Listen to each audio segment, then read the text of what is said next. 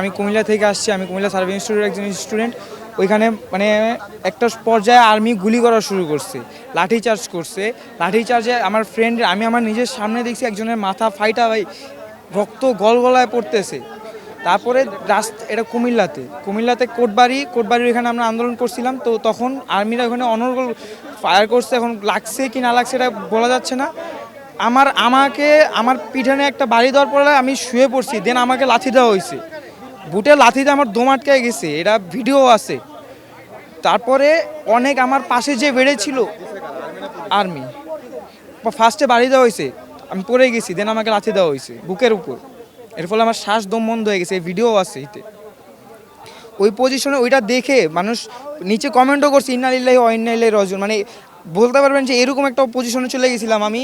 আমার যে পাশে ছিটে ছিল ওর এখান থেকে এ পর্যন্ত কাইটা গেছে, আর্মি করে নাই, বাট এমন মানে দৌড় দিছেও পরে যে এখান থেকে পর্যন্ত কাটছে ভাই। অনেকজন আহত হয়েছে, 40 জনের মতো মেবি আহত হয়েছে শুধু আমাদের একমাত্র সার্ভিস ইনস্টিটিউটের স্টুডেন্ট। আর সিপিআই যেটা হলো কুমিল্লা পলিটেকনিক্যাল, ওইখানের ভাইয়েরাও অনেক আহত হয়েছে। পরবর্তী নির্দেশনা আমাদের কারিগরি ছাত্র আন্দোলনের কমিটি আছে, ওনারা যা বলবেন ওই অনুযায়ী আমরা আন্দোলন চালিয়ে যাব। আমরা কালকে আমাদের যে কর্মসূচি ছিল সেটা ভেঙে আমরা গিয়েছিলাম, যাতে আমরা চেয়েছিলাম যাতে সব কিছু সুন্দরভাবে সমাধান হয়ে যায়। আমরা আর আন্দোলনে যেতে চাচ্ছি না, আমরা ক্লাসে ফিরতে চাচ্ছি।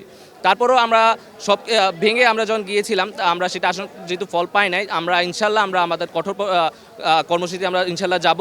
সেটা হতে পারে আমাদের রেলবক, ব্ল্যাক বক, এছাড়া আরও কঠিন কিছু হলেও হতে পারে। ওনারা আমাদেরকে বলছে আমরা বসি এখানে, আমরা আসো, আমাদেরকে আশ্বাস দিচ্ছে। সেই আশ্বাস আমাদের বিগত 8-9 মাস থেকে দিতেই আছে। এখন পর্যন্ত যে এই যে গতকালে যেতে হলো গেলাম, কিন্তু ওনারা কোনো এরকম আমাদেরকে সন্তুষ্ট করতে পারলো না।